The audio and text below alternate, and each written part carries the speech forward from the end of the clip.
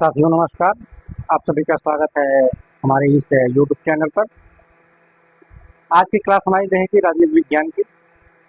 इसके अंतर्गत जब हम आज राजनीति विज्ञान के अंतर्गत देखेंगे कि जो थ्योरी के अंतर्गत हम पढ़ रहे हैं कि आज उसमें जो हमारा चैप्टर है तो न्याय से संबंधित है। तो पहले देखते हैं कि न्याय है क्या। पाश्चात्य और जो पूर्वी देश है विचारधारा है उसमें न्याय की क्या क्या तथ्य उसमें रहे होंगे। तो आइए बात करते हैं इसके विषय में। तो जो न्याय है पाश्चात्य और जो पूर्वी देशों की विचारधारा थी, राजनीतिक विचारधारा थी, उसमें न्याय को बहुत अधिक महत्व दिया गया था। महत्व के साथ साथ जो न्याय है इसे केवल राजनीतिक क्षेत्रों तक ही सीमित नहीं रखा गया, बल्कि इसे नैतिक दृष्टि से भी बहुत ही महत्वपूर्ण माना जाता था। चाहे पाश्चात्य देश रहा विचारधारा रही हो और चाहे पूर्वी देशों की विचारधारा रही हो, दोनों में राजनीतिक क्षेत्रों में भी और नैतिक क्षेत्रों में भी न्याय को बहुत अधिक महत्व दिया गया। अगर हम बात करें पाश्चात्य राजनीतिक दर्शन में तो इस विचारधारा का अगर प्रारंभ की बात करेंगे तो हम प्लेटो से इसकी शुरुआत मान सकते हैं। अगर प्लेटो की बात करेंगे, प्लेटो ने एक पुस्तक लिखी थी रिपब्लिक। रिपब्लिक में प्लेटो ने न्याय को बहुत ही महत्वपूर्ण तरीके से, बहुत ही महत्व देकर के उसे व्याख्यायित किया।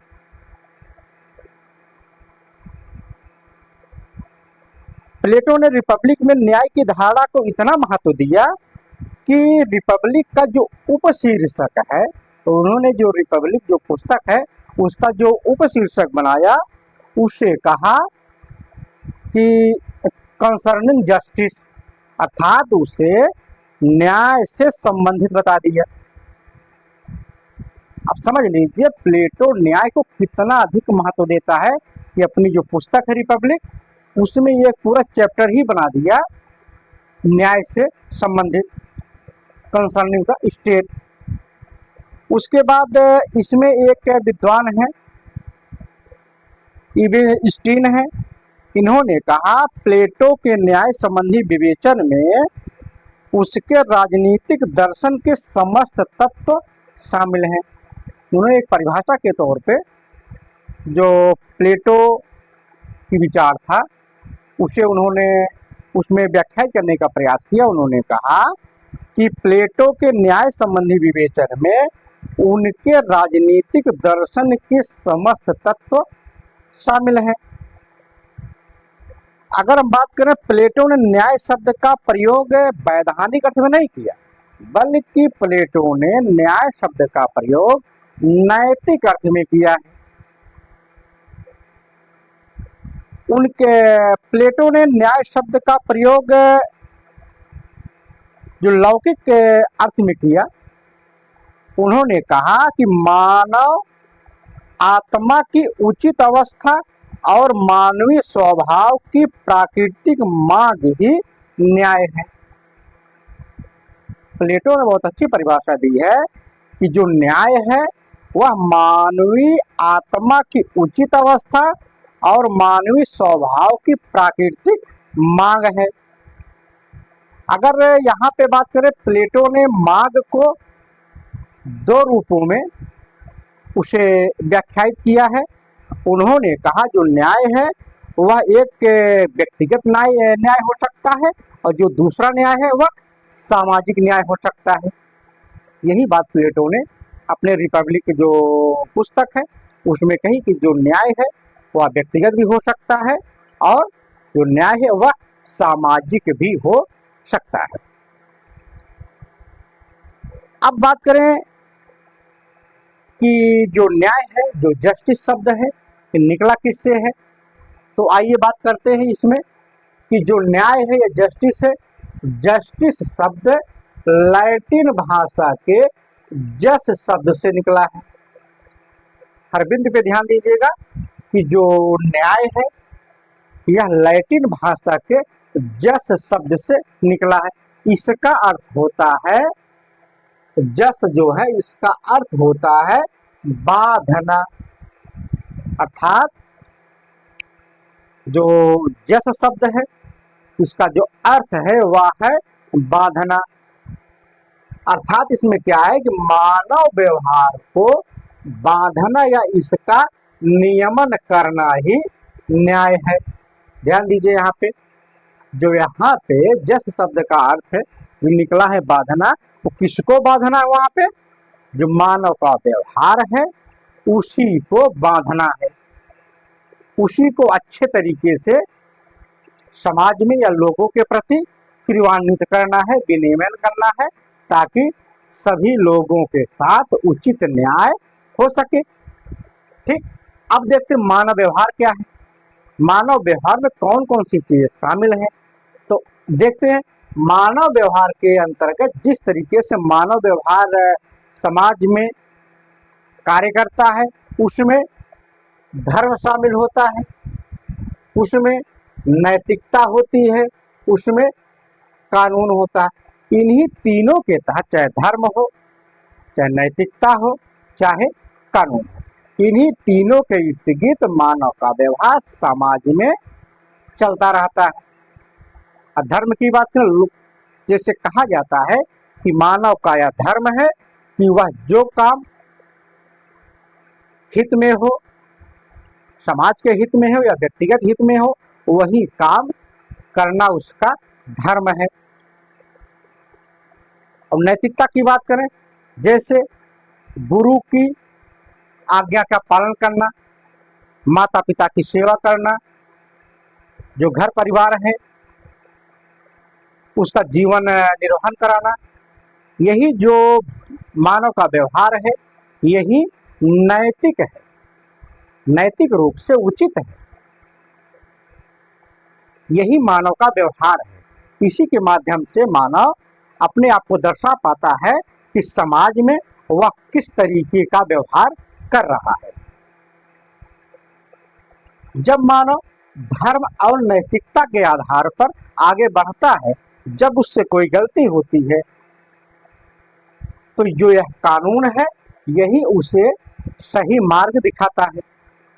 यदि सामने वाला व्यक्ति जब उसका व्यवहार, उसका जो उसकी जो नैतिकता है, उसका जो धर्म है, वह गलत तरीके से दूसरे व्यक्ति पर हस्तक्षेप होने लगता है, यही कानून उसे सही मार्ग पर लाता है। ठीक, अर्थात हम बात करें चाहे धर्म हो, नैतिकता हो या फिर कानून हो, इन्हीं तीनों के माध्यम से समाज व्यवस्थित तरीके से आगे बढ़ता है।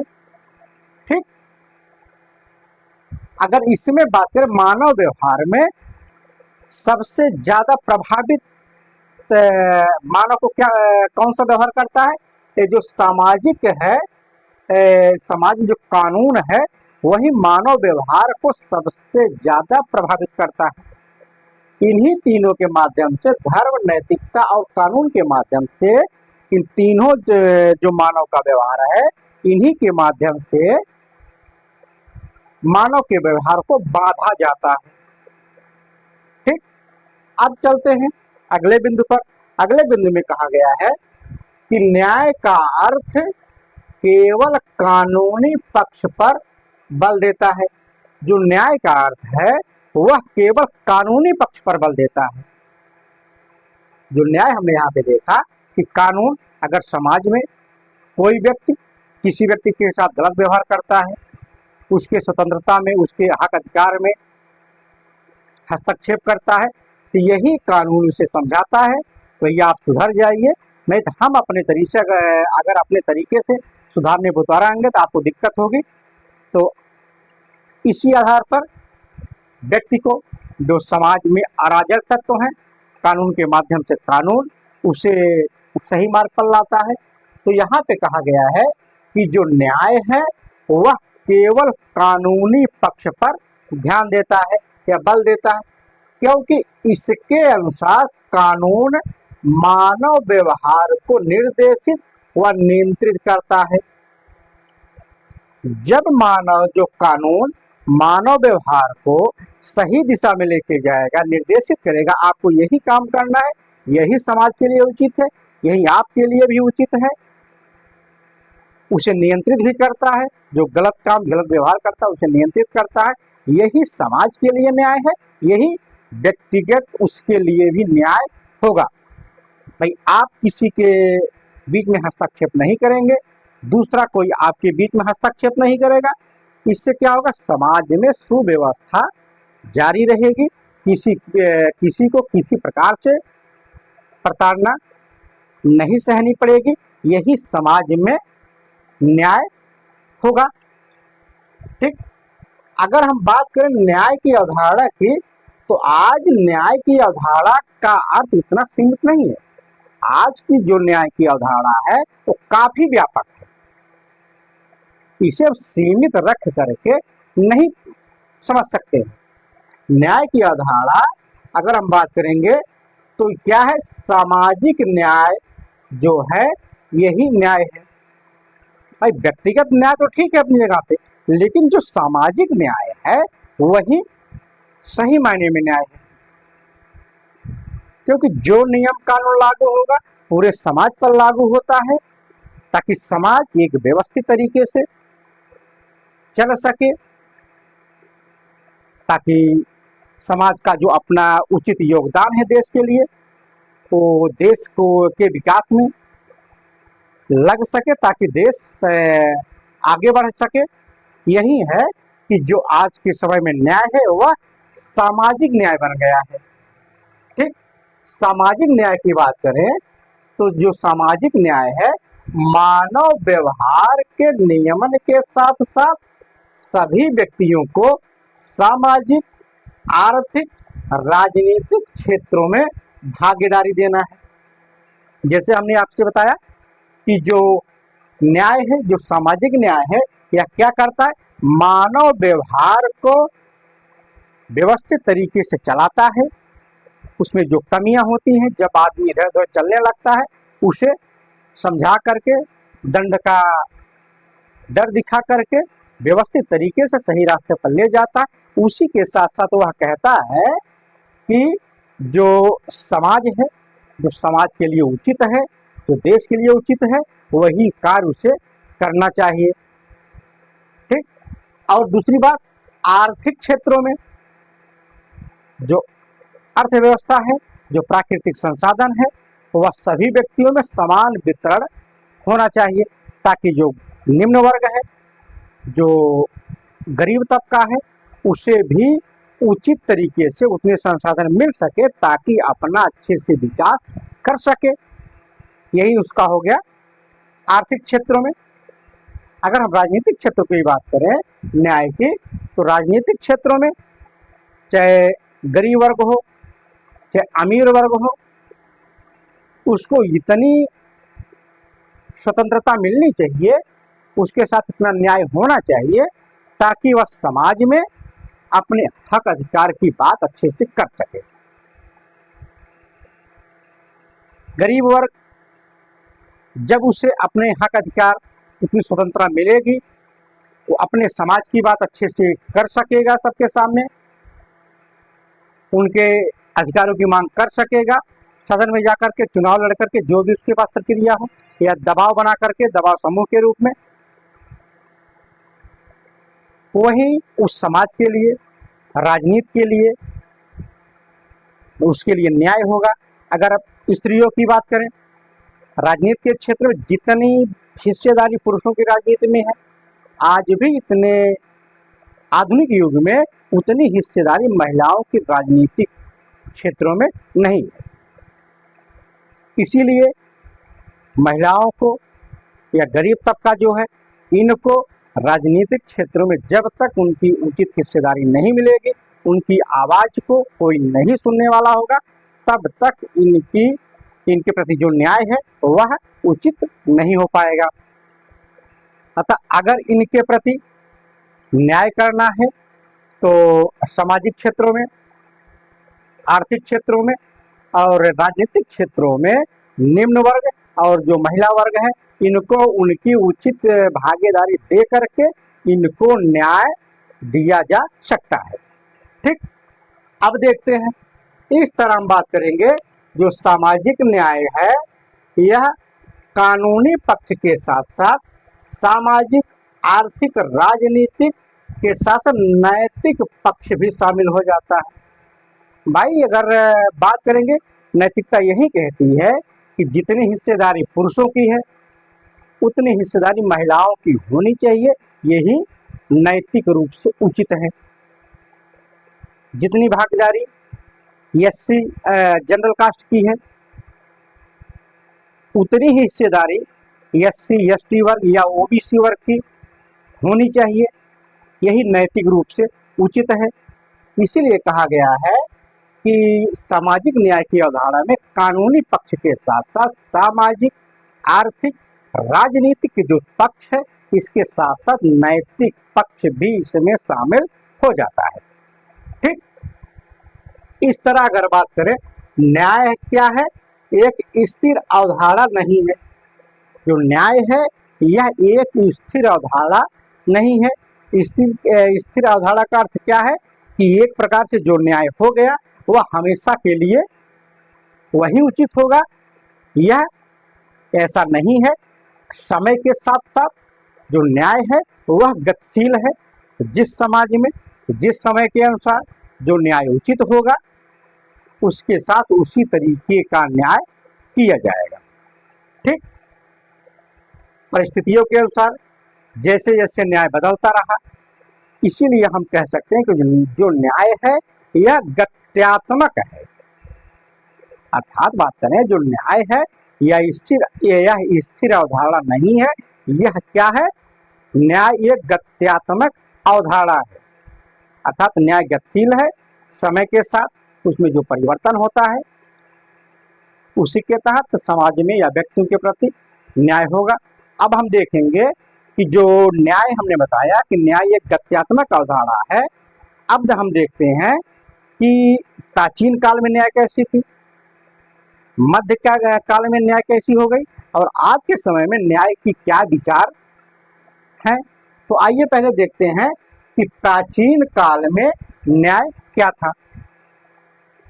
प्राचीन काल में न्याय के नैतिक पक्ष पर बल दिया जाता था। ध्यान दीजिए, यहाँ पे परीक्षा में पूछ लिया जाता है कि प्राचीन काल में न्याय के कौन से पक्ष पर बल दिया जाता था। तो यहाँ पे आपको समझना है कि प्राचीन काल में न्याय के नैतिक पक्ष पर बल दिया जाता था। और जो नैतिक पक्ष है इसमें क्या है कि व्यक्ति को सदाचारी माना गया है। जो नैतिक पक्ष है न्याय का, इसमें व्यक्ति को सदाचारी माना गया। इसमें माना गया है कि व्यक्ति गलत काम करता ही नहीं है, व्यक्ति हमेशा सदाचारी रहता है, सबके प्रति हमेशा अच्छा व्यवहार करता है। इसीलिए कहा गया है कि जो व्यक्ति है उसका जो नैतिक है, जो नैतिक रूप से सही है, वही प्राचीन काल में न्याय उसे माना गया। इसी को बेस बना करके प्लेटो महोदय ने कहा कि अपने अपने सद्गुणों के अनुसार कार्य करना ही न्याय है। अब देखिए यहाँ पे बहुत महत्वपूर्ण परिभाषा प्लेटो महोदय ने दी कि अपने अपने सद्गुणों के अनुसार कार्य करना ही न्याय है। ठीक, एक बार फिर समझ लेते हैं। प्लेटो जो न्याय के नैतिक पक्ष पर बल देते हैं, प्लेटो न्याय को जो के तहत जो न्याय है उसमें क्या माने हैं कि व्यक्ति क्या है, सदाचारी है। उसी को बेस बना करके प्लेटो महोदय ने कहा कि अपने अपने सद्गुणों के अनुसार कार्य करना ही न्याय है। अर्थात व्यक्ति जिस काम करने के योग्य है वही काम जब करेगा तो कोई किसी के काम में हस्तक्षेप नहीं करेगा, यही समाज के लिए उचित होगा और यही व्यक्ति के व्यक्तिगत हित के लिए भी उचित होगा। यही इसी व्यवहार को इसी नैतिक पक्ष को प्लेटो ने न्याय कहा। ठीक, अब देखते हैं प्लेटो ने कहा, आगे देखते हैं प्लेटो ने कहा जिसके पास विवेक की प्रधानता है वह राजा बन जाए। अब यहाँ पे आपको ध्यान देना है, प्लेटो महोदय ने कहा कि ये भैया सुनिए, नैतिकता इसी में आपकी है कि जिसके पास बुद्धि होगी वह राजा बन जाए, जिसके पास शक्ति है, जो व्यक्ति बलशाली है वह सैनिक बन जाए, और जिसके पास क्षुधा है, जो काम करना चाहता है, जो अन्न उपजाना चाहता है, जो खेती बाड़ी करना चाहता है वह किसान बन जाए। अर्थात इनका कहने का अर्थ था जो व्यक्ति जिस योग्य होना चाहिए वही कार्य जब व्यक्ति करेगा, यही सबके लिए न्याय होगा। एक बार फिर समझ लेते हैं, प्लेटो ने कहा जिस व्यक्ति के पास बुद्धि हो वह राजा बन जाए, और जिस व्यक्ति के पास शक्ति हो, बलशाली हो, वह व्यक्ति सैनिक बन जाए, जिससे राज्य की सुरक्षा होगी, लोगों की सुरक्षा होगी। और जिस व्यक्ति के पास खेत में काम करने की क्षमता हो, अन्न उपजाने की क्षमता हो, वह व्यक्ति किसान बन जाए, ताकि अन्न उपजा करके देश, गांव, समाज, व्यक्ति, जो परिवार है, इसके जो भूख है उसको शांत कर सके। ठीक, यही प्लेटो का न्याय सिद्धांत है। अब देखते हैं गीता में, भगवत गीता में कहा गया है कि स्वकर्म ही स्वधर्म है। अब देखिए प्राचीन काल में जो गीता है, जो भगवत गीता भगवान कृष्ण की है, इसमें कहा गया है कि स्वकर्म ही स्वधर्म है। अर्थात व्यक्ति अपना अपना काम जो करना चाहता है, जो जिस योग्य है, वही जब व्यक्ति काम करेगा वही उसका स्वधर्म है, वही उसका धर्म है। अर्थात जब व्यक्ति किसी भी काम में, किसी के काम में हस्तक्षेप नहीं करेगा तो समाज सुख शांति से चलेगा। वही इन्होंने कहा, इसमें कहा गया स्वकर्म ही स्वधर्म है। अब बात करते हैं अरस्तु की। अरस्तु ने कहा कि जो न्याय है शासक का सबसे बड़ा गुण है। अरस्तु महोदय मानते हैं कि जो न्याय है वह शासक का सबसे बड़ा गुण होता है।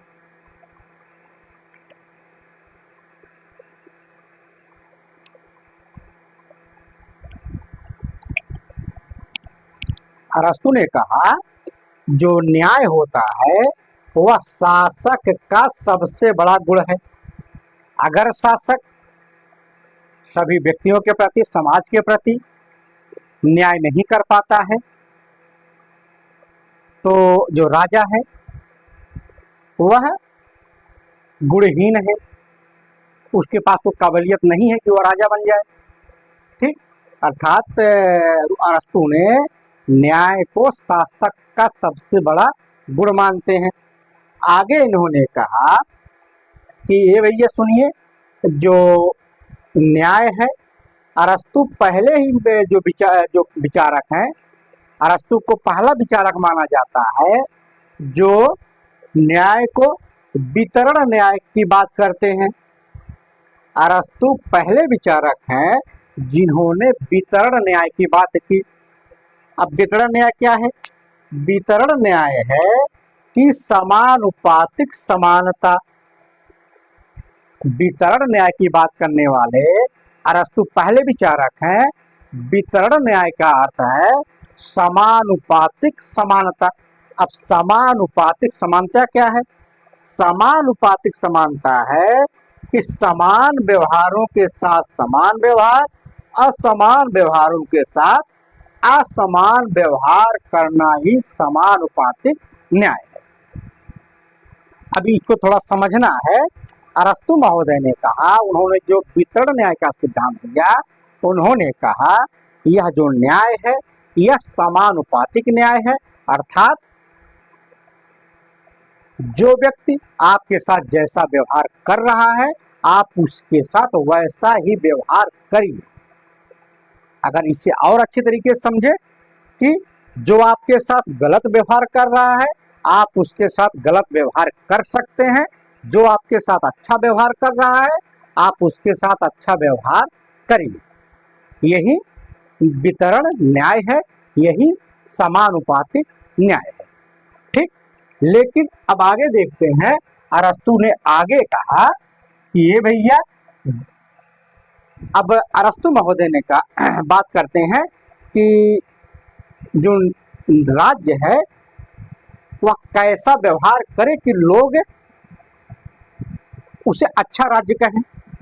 तो उसे समझाते हुए अरस्तु महोदय ने कहा कि जिस राज्य में समानों के साथ असमान व्यवहार और असमानों के साथ समान व्यवहार होता है, इस राज्य में न्याय नहीं हो सकता है।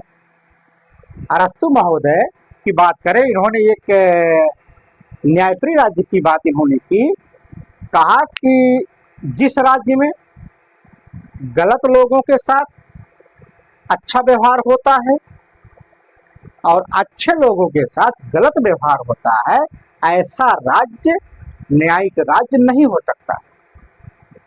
अर्थात उसी राज्य को हम अच्छा राज्य कहेंगे जिस राज्य में अच्छे व्यक्तियों के साथ अच्छा व्यवहार किया जाए, समान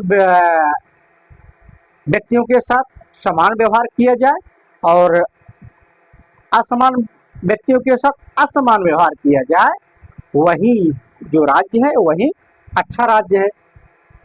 अब यहाँ पे हमने देखा कि प्राचीन काल में न्याय की जो अवधारणा थी, किस तरीके से नैतिक पक्ष पर बल देते हुए प्लेटो और अरस्तु महोदय ने बहुत अच्छे तरीके से न्याय को समझाया। अब चलते हैं मध्य युग पर आपको लेकर के। अब देखते हैं मध्य युग में न्याय का व्यवहार कैसा रहा। तो मध्य युग की बात करेंगे। जो मध्य युग रहा, मध्य युग में धर्म की प्रधानता रही। अर्थात बात करें जो मध्य युग है यह धर्म का युग था, अर्थात इसमें धर्म की प्रधानता थी। सब कुछ धर्म था, धर्म के इतर कुछ भी नहीं था। जो धर्म से संबंधित चर्च थे, मंदिर थे, मठ थे, इसके जो पोप होते थे, धर्माचार्य होते थे, यही जो बोल दिए यही सही है, इसके अलावा कुछ भी सही नहीं। यही मध्य युग में न्याय था। इसी के तहत बहुत से लोगों को मृत्युदंड भी मिला, जिसमें जो सुकरात थे, प्लेटो के गुरु, उनको भी इसी के तहत ही मृत्युदंड मिला था। ठीक, इस युग में न्याय का अर्थ क्या है? मध्य युग में न्याय का जो अर्थ होगा वह है धर्म का आचरण करना। अर्थात मध्य युग में धर्म के अनुसार अगर आप व्यवहार कर रहे हैं वही न्याय है। ठीक, संत अगस्ताइन महोदय ने कहा, बहुत परिभाषा पूछी जाती है, परीक्षा में बहुत बार पूछा गया है, इसको आपको ध्यान देना है। संत अगस्टाइन महोदय ने कहा कि जिस राज्य में न्याय नहीं होगा, ध्यान दीजिए, इन्होंने कहा जिस राज्य में न्याय नहीं होगा वह राज्य डाकुओं का झुंड बन जाता है। संत अगस्टाइन महोदय की परिभाषा को एक बार फिर समझते हैं। इन्होंने कहा जिस राज्य में न्याय नहीं होगा वह राज्य डाकुओं का झुंड बन जाता है। ठीक, अब चलते हैं आधुनिक युग में न्याय की क्या अवधारणा रही। आधुनिक युग में न्याय के प्रति विद्वानों का, विचारकों का क्या मत है। यहाँ पे देखते हैं कि आधुनिक युग तक आते आते जो न्याय की अवधारणा है यह बहुत व्यापक हो गई। आधुनिक युग में न्याय की अवधारणा जो है, इसका जो विचार है यह काफी विस्तृत हो गया।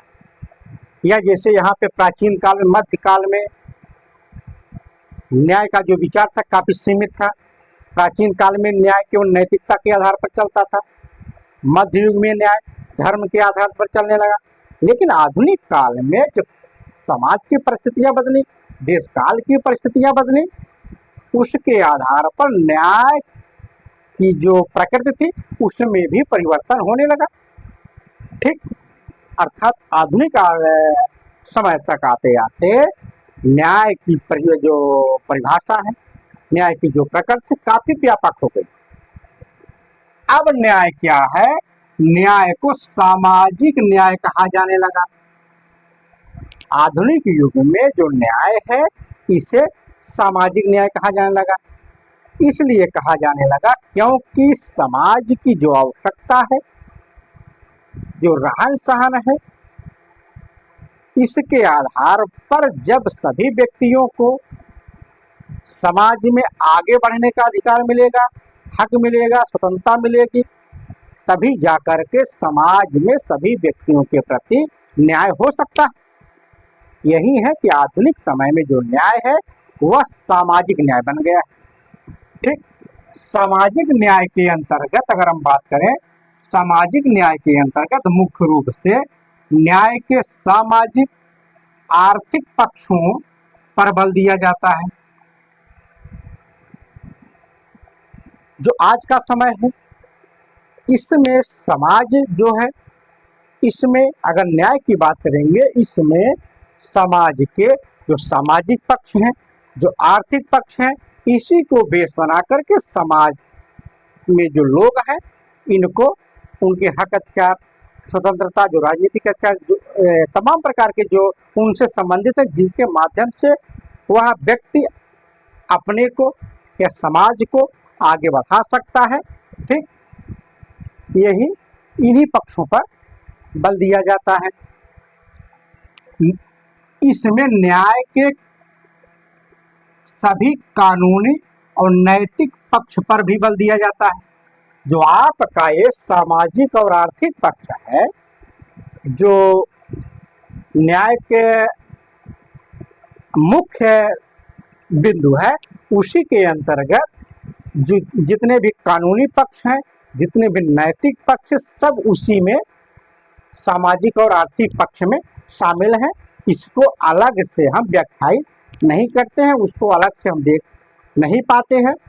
ठीक, अगर हम सामाजिक और आर्थिक पक्ष की बात करेंगे तो आप समझ लीजिएगा कि हम इसी सामाजिक आर्थिक पक्षों के साथ साथ हम कानूनी और नैतिक पक्ष की भी बात कर रहे हैं।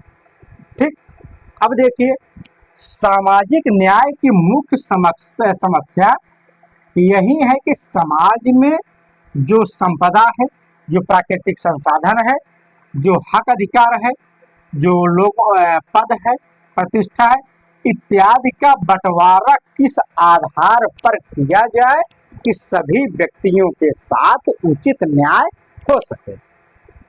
अब देखिए, यहाँ पे जो सामाजिक न्याय की मुख्य समस्या है, मुख्य समस्या के अंतर्गत बात करें,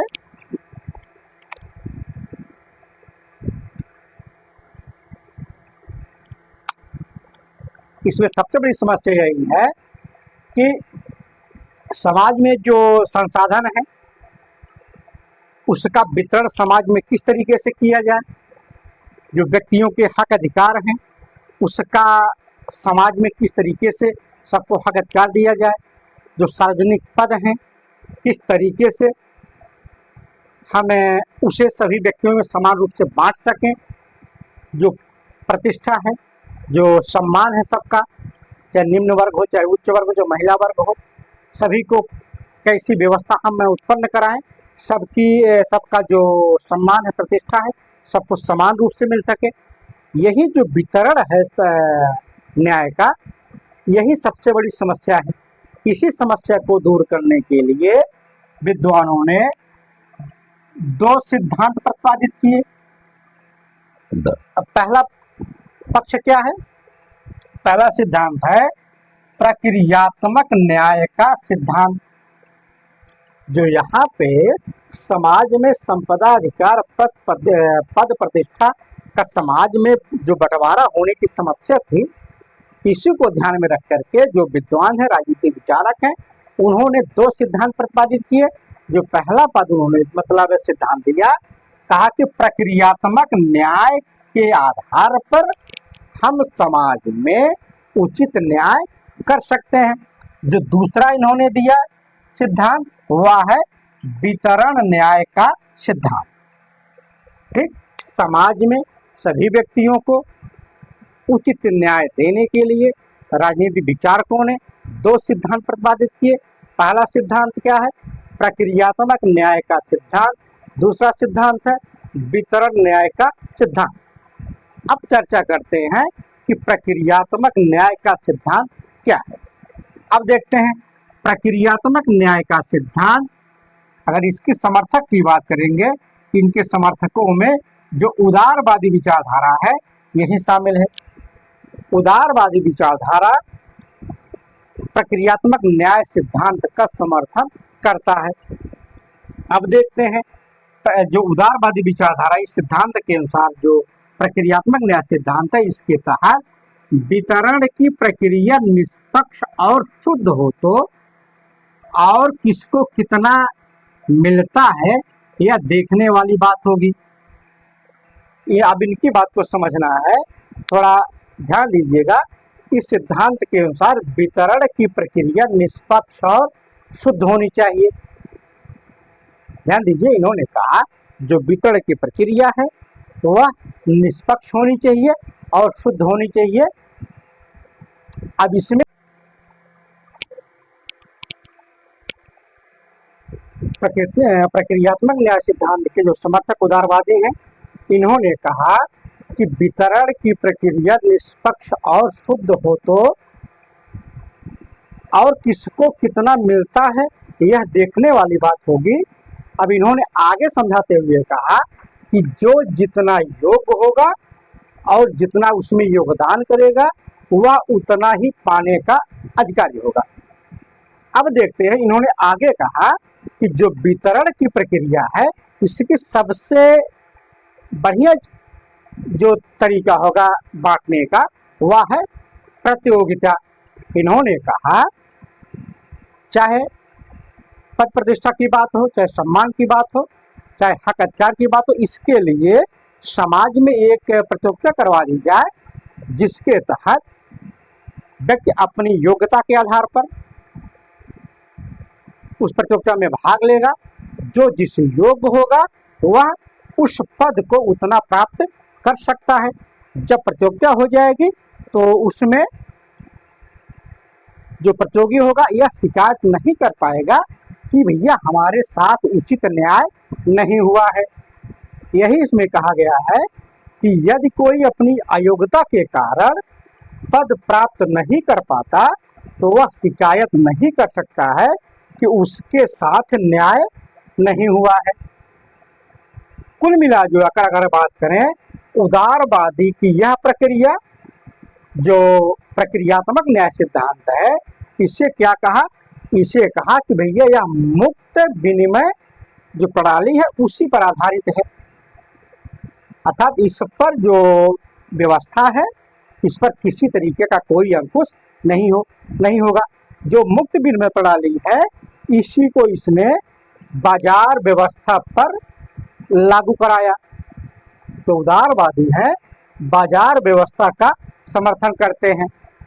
अब बाजार व्यवस्था का समर्थन करते हुए उदारवादियों ने कहा कि भैया बाजार में उसी व्यक्ति को ज्यादा लाभ प्राप्त होगा जो व्यक्ति बाजार में जितना निवेश करेगा और जितना अधिक योगदान देगा। भाई इन्होंने कहा अगर कोई व्यक्ति 100 रुपये लगा रहा है बाजार में तो 100 रुपये से जितना लाभ प्राप्त होगा वह अपनी योग्यता के बल पर वह 100 रुपये लगा करके मार्केट को जितना अच्छे तरीके से संचालित कर सकता है, जो वह लाभ प्राप्त करेगा वही उसका हकदार होगा। भाई जो जिसके पास पैसा नहीं है, जो मार्केट में 5 ही रुपये लगा रहा है और 5 रुपये लगा करके अच्छे से वह डील भी नहीं कर पा रहा है, अपने सामान को अच्छे तरीके से बाजार में बेच नहीं पा रहा है, तो वह क्या है, वह यह कहने का अधिकारी नहीं होगा कि 100 रुपये जो बाजार में लगा के लाभ पाया है हम उतना लाभ हमें क्यों नहीं मिला। यही बात यहाँ पे जो प्रक्रियात्मक न्याय सिद्धांत के समर्थक जो उदारवादी हैं, यही बाजार व्यवस्था का समर्थन करते हुए इसी बात को दोहराते हैं। ठीक, अब चलते हैं अगले सिद्धांत पर। अगला सिद्धांत क्या है? वितरण न्याय का सिद्धांत।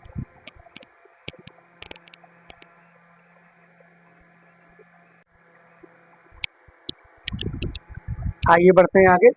प्रक्रियात्मक न्याय सिद्धांत के बाद अब हम देखेंगे कि वितरण न्याय का सिद्धांत क्या है। तो देखते हैं, वितरण न्याय का जो सिद्धांत है, इसके जो समर्थक माने जाते हैं, वितरण न्याय सिद्धांत के इसके समर्थक समाजवादी विचारधारा के जो विचारक हैं, वही इसके समर्थक माने जाते हैं। अब देखते हैं समाजवादी विचारधारा के जो समर्थक हैं वितरण न्याय के, इस सिद्धांत के अनुसार वितरण की प्रक्रिया चाहे जैसी भी हो, समाजवादी कहते हैं कि वितरण की प्रक्रिया चाहे जैसे भी हो, उससे हमसे कोई मतलब नहीं है, लेकिन जो अंत में जो वितरण हो, सभी को इतना मिलना चाहिए कि लोग कह सके कि हमारे साथ या उनके साथ या फिर सभी के साथ न्याय हुआ है। ध्यान दीजिए, यहाँ पे जो समाजवादी विचारधारा के लोग हैं, जो वितरण न्याय के सिद्धांत के समर्थक माने जाते हैं, वह कहते हैं कि भैया जो वितरण की प्रक्रिया हो, तो चाहे जैसे भी हो, उससे हमसे कोई मतलब नहीं है, लेकिन वितरण की प्रक्रिया एक ऐसी होनी चाहिए जिससे सभी लोग कह सके कि हमारे साथ या दूसरे के साथ उचित न्याय हुआ है। यही है वितरण न्याय की प्रक्रिया। अब इसमें क्या है? अब इसमें देखते हैं अगले बिंदु में है कि जहां प्रक्रियात्मक न्याय सिद्धांत योग्यता अनुसार वितरण की बात करता है। ध्यान दीजिए यहाँ पे कि जहां पे प्रक्रियात्मक न्याय सिद्धांत योग्यता अनुसार वितरण की बात करता है, वहीं पे ये वितरण न्याय का सिद्धांत आवश्यकता अनुसार वितरण की बात करता है। अर्थात जो वितरण न्याय का सिद्धांत है, यह कहता है कि जिसको जितनी आवश्यकता हो, उसको उतने संसाधन उपलब्ध कराए जाएं, तभी जाकर के समाज में उचित न्याय संभव है। ठीक, यही वितरण न्याय सिद्धांत का विचार है। तो अगले बिंदु पे चलते हैं। अगले बिंदु में देखते हैं कि प्रक्रियात्मक न्याय सिद्धांत जहां बाजार व्यवस्था का समर्थन करता है, वहीं पे जो वितरण न्याय का सिद्धांत है, वह समता मूलक समाज की बात करता है। ध्यान दीजिए, जो प्रक्रियात्मक न्याय सिद्धांत है, जो हमने आपको पढ़ाया कि प्रक्रियात्मक न्याय सिद्धांत बाजार व्यवस्था का समर्थन करता है, वहीं वितरण न्याय सिद्धांत जो है, यह समता मूलक सिद्धांत की बात करता है। ठीक, अब समता मूलक समाज क्या है जिसकी वह बात कर रहा है? वह कह रहा है कि नीचे के लोगों को ऊपर उठाना चाहिए, अर्थात जो गरीब तबका है उसे ऐसी परिस्थितियां हम उत्पन्न करें, ऐसे संसाधन उसे उपलब्ध कराएं ताकि वह अपना विकास कर सके और समाज में उचित जीवन जी सके। यही बात समाजवादियों ने, जो वितरण न्याय सिद्धांत के समर्थक माने जाते हैं, बात कही है। अब इन दोनों तथ्यों, तीनों तथ्यों की बात करें, अगर इसको हम इसका कैलकुलेट करें, तो इस आधार पर हम कह सकते हैं कि उदारवादी और समाजवादी दोनों ही, उदारवादी और समाजवादी दोनों ही सामाजिक न्याय की बात करते हैं। भाई, प्रक्रियात्मक न्याय सिद्धांत और वितरण न्याय सिद्धांत के जो लोग हैं, जो विचारक हैं, वो दोनों ही सामाजिक न्याय की बात करते हैं। ठीक, लेकिन जो वास्तव में अगर देखा जाए, जो सामाजिक न्याय की बात है, वह समाजवाद से जुड़ गई है। जो यहाँ पे समाजवाद है, वह उसकी जो कनेक्शन है उसका समाज के प्रति, समाज के उद्धार की बात में वह समाज से ज्यादा जुड़ी हुई है। इसीलिए जो सामाजिक न्याय की बात है वह समाजवाद से ही जुड़ गया है। ठीक, अब देखते हैं, यहाँ पे हमने नोट लिखा है जो महत्वपूर्ण तथ्य यहाँ पे है। अब इसमें देखते हैं क्या है। वैसे तो सबसे पहले अरस्तु ने वितरण न्याय की बात की। सबसे पहले वितरण न्याय की बात हमने जो आपको बताई थी वह अरस्तु ने की थी। ठीक, लेकिन आधुनिक समय में वितरण न्याय प्रणाली समाजवादियों से जुड़ गया। ठीक, दोनों का वितरण न्याय भिन्न है। और जो अरस्तु ने न्याय प्रणाली कही थी, ठीक, और जो समाजवादियों की वितरण न्याय प्रणाली है, इन दोनों में अंतर है। ठीक, अब देखिए, जो अरस्तु का वितरण न्याय प्रणाली है वह ज्यामितीय पद्धति पर आधारित है। ज्यामितीय पद्धति क्या है? इसमें जैसे 2, 4, 16, 64 इस तरीके से लाभ देने की बात करता है। लेकिन जो समाजवादी विचारधारा है, जो समाजवादियों की न्याय प्रणाली है, वह क्या करता है?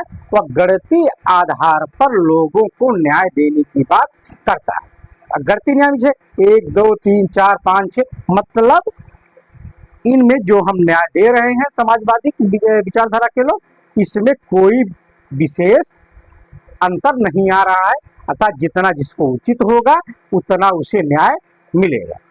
ठीक है, अब देखिए समाजवादियों का वितरण न्याय अंकगणितीय है। अब बात करते हैं कि न्याय का विभिन्न रूप, न्याय के जो विभिन्न रूप है, अब उसकी हम चर्चा करते हैं। न्याय के विभिन्न रूप में जो इसका रूप है, पहला क्या है? कानूनी न्याय, दूसरा तात्विक न्याय और तीसरा सामाजिक न्याय। ठीक, न्याय के विभिन्न रूप के अंतर्गत जो इसका विभिन्न प्रकार है उसमें पहला है कानूनी न्याय, दूसरा है तात्विक न्याय और तीसरा है सामाजिक न्याय। अब बात करते हैं कानूनी न्याय की। कानूनी न्याय के अनुसार मानव व्यवहार का विनियमन करना ही कानूनी न्याय है। अर्थात समाज में ऐसा कानून लागू किया जाए जिससे समाज के सभी व्यक्ति बिना किसी डर के जो जिसको जितना हक अधिकार मिला है अपनी क्षमता के अनुसार अपना विकास कर सके, उसमें कोई भी अराजक तत्व किसी भी प्रकार का कोई हस्तक्षेप नहीं कर पाए। ठीक, इसीलिए जो मानव का व्यवहार है उसे नियंत्रित करते हुए समाज को उचित तरीके से विकास के रास्ते पर ले जाना ही कानूनी न्याय है। ठीक, अब बात करते हैं तात्विक न्याय की। तात्विक न्याय की बात करते हुए कि कानून की भाषा, अब यहाँ पे समझिए, जहाँ पर कानून की भाषा स्पष्ट नहीं है वहाँ पे न्यायाधीश क्या करेगा? जो वहाँ पे प्रथा है, परंपराएं हैं और जो खुद का विचार है, जहाँ पे उसकी उस समय की परिस्थितियाँ क्या है, उस आधार पर जब व्यक्तियों के साथ न्याय किया जाता है वही तात्विक न्याय कहलाता है। एक बार फिर समझ लेते हैं कि जहाँ कानून की भाषा स्पष्ट नहीं होती है वहाँ न्यायाधीश देश की प्रथा, परंपराओं और अपनी अंतर आत्मा की आवाज पर न्याय करते हैं। इसी को तात्विक न्याय कहते हैं। एक बार फिर समझते हैं कि जो तात्विक न्याय है, जहाँ पर कानून की भाषा स्पष्ट नहीं है वहाँ पर उस देश की परंपराएं, प्रथाएं, उन सबको बेस बना करके और जो न्यायाधीश है उसकी अंतरात्मा की आवाज क्या कहती है कि इस मामले में जो हम न्याय करने जा रहे हैं या उचित है या अनुचित है, उसी के आधार पर जब न्यायाधीश लोगों को या समाज में न्याय प्रदान करता है तो उसी को तात्विक न्याय कहा जाता है। ठीक, अब बात करते हैं तीसरा बिंदु क्या है? सामाजिक न्याय। अब इसमें क्या है? सामाजिक न्याय में यह एक बृहद अवधारणा है। सामाजिक न्याय की अवधारणा एक विस्तृत या बृहद अवधारणा है। सामाजिक जीवन के तमाम सामाजिक, आर्थिक व राजनीतिक पक्ष होते हैं। जो सामाजिक जीवन है व्यक्ति का, उसमें व्यक्तियों का जो जीवन है वह समाज से जुड़ा हुआ है, अर्थव्यवस्था से जुड़ा हुआ है, राजनीति से जुड़ा हुआ है। ये तमाम प्रकार के सामाजिक पक्ष होते हैं। इन्हीं सभी पक्षों में बिना किसी भेदभाव के सभी को समान अवसर प्रदान करना और भागीदारी देना ही सामाजिक न्याय है। अर्थात जो व्यक्ति समाज में रह रहा है, समाज में जो उसकी विभिन्न भागीदारी है, चाहे वह उसकी समाज के प्रति जिम्मेदारी हो, चाहे आर्थिक जीवन से जुड़ी हुई उसकी व्यवस्था हो, चाहे राजनीति से संबंधित उसकी व्यवस्था हो, या धर्म से जुड़ी हुई कोई व्यवस्था हो, इन तमाम प्रकार से जब व्यक्तियों को उसके अनुसार न्याय प्रदान किया जाता है, उनको अवसर प्रदान किया जाता है, उसमें उन व्यक्तियों को उनकी उचित भागीदारी प्रदान की जाती है, वही सामाजिक न्याय कहलाता है। ठीक।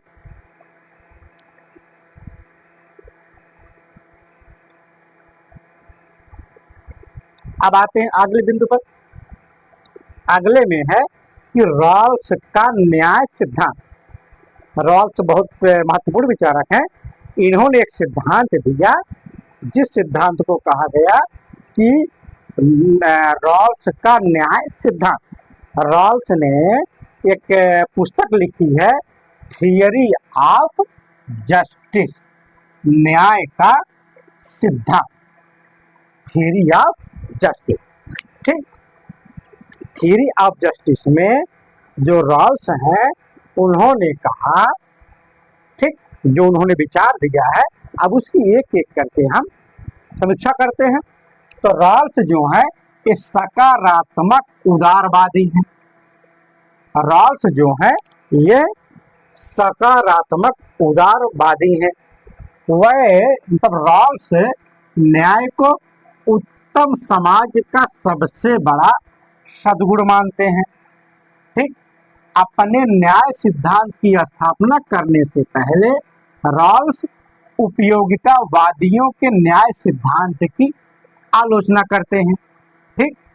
उपयोगितावादी जो है उन्होंने कहा था कि अधिकतम लोगों के अधिकतम सुख की बात करते हैं। इन्होंने उपयोगितावादियों ने कहा कि अधिकतम लोगों को अधिकतम सुख दे दिया जाए। इसी बात को लेकर के रॉल्स महोदय ने उपयोगितावादियों की आलोचना की है। आलोचना करते हुए रॉल्स महोदय ने कहा कि ये भैया उपयोगितावादी, अगर आप ये बात कह रहे हैं कि अधिकतम लोगों को अधिकतम सुख दे दिया जाए, ठीक, उससे समाज का भला नहीं होगा। ठीक।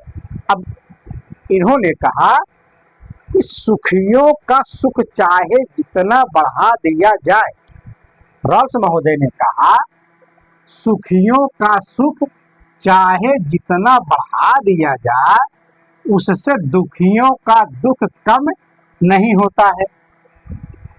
अब ध्यान दीजिए, जो उपयोगितावादियों ने कहा कि अधिकतम लोगों का अधिकतम सुख ही न्याय है, उसी की आलोचना करते हुए रॉल्स महोदय ने कहा कि सुखियों का सुख चाहे जितना बढ़ा दिया जाए, उससे दुखियों का दुख कम नहीं हो सकता।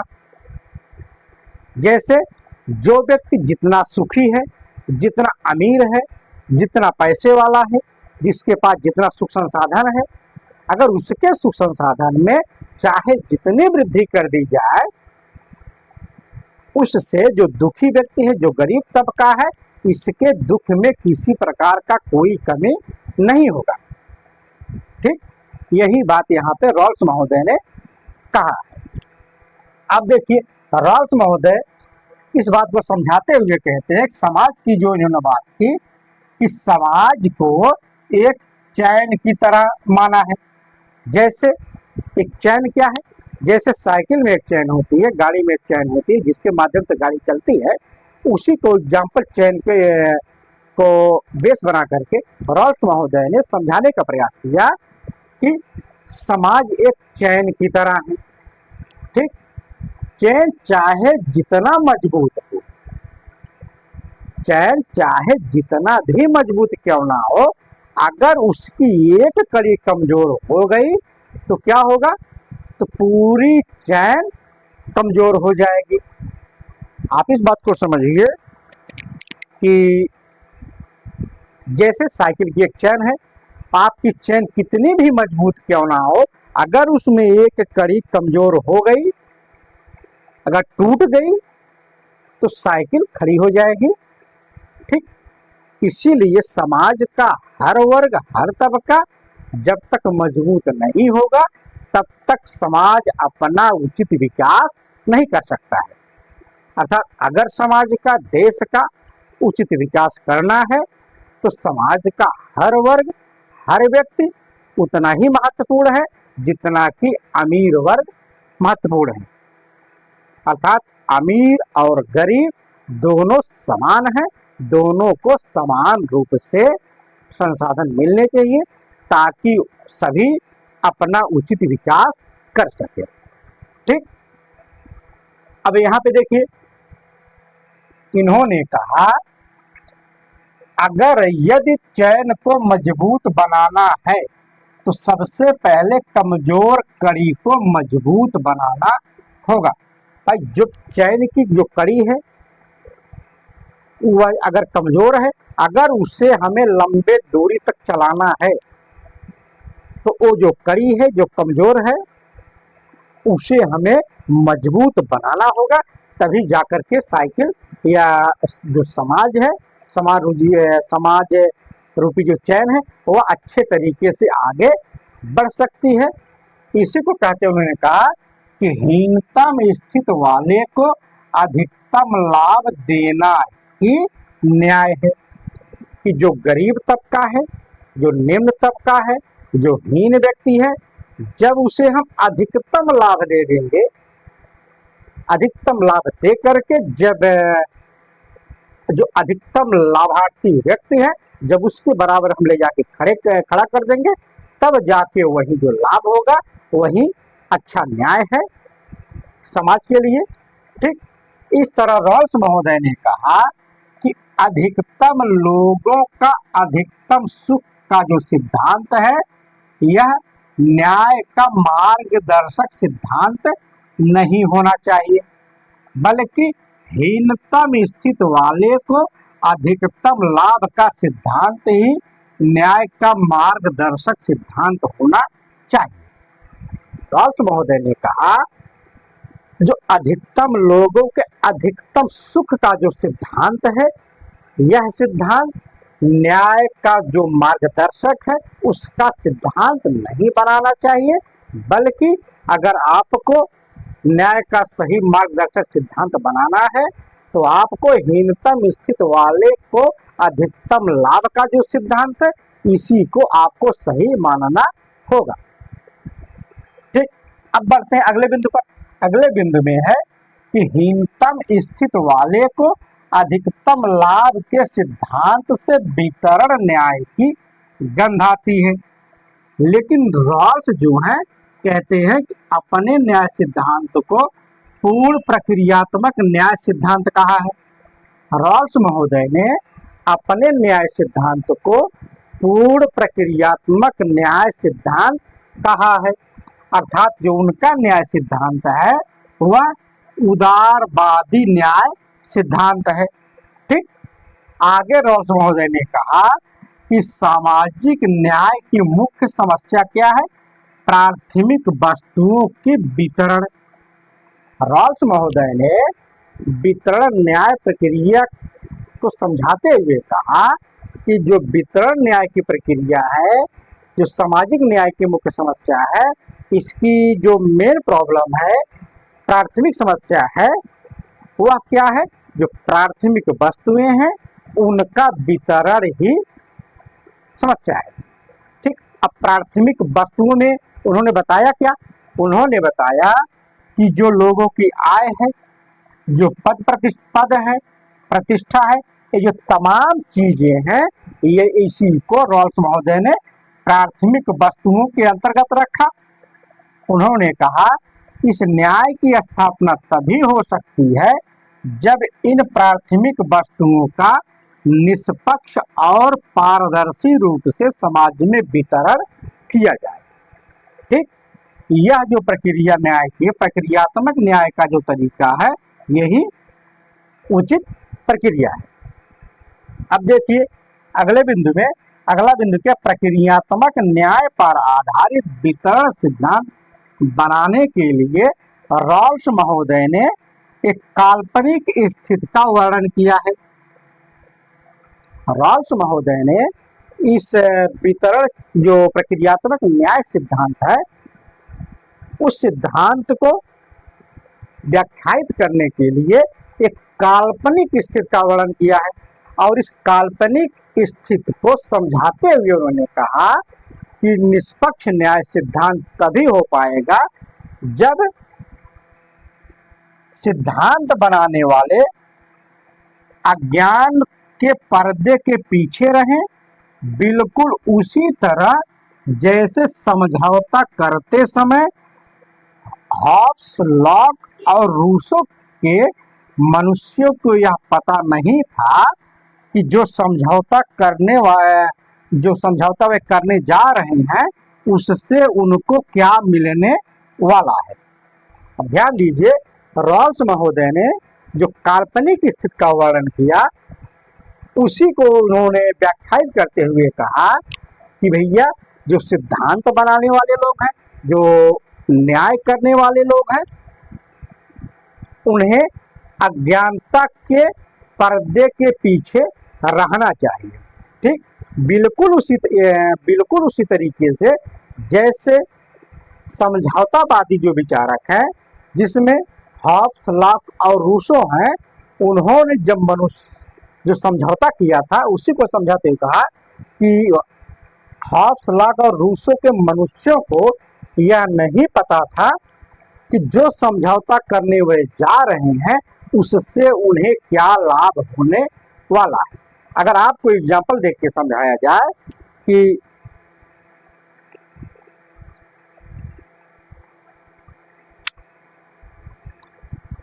जैसे कोई एग्जाम होने वाला है, जो पेपर बनाने वाली एजेंसी है, जो बनाने वाले लोग हैं,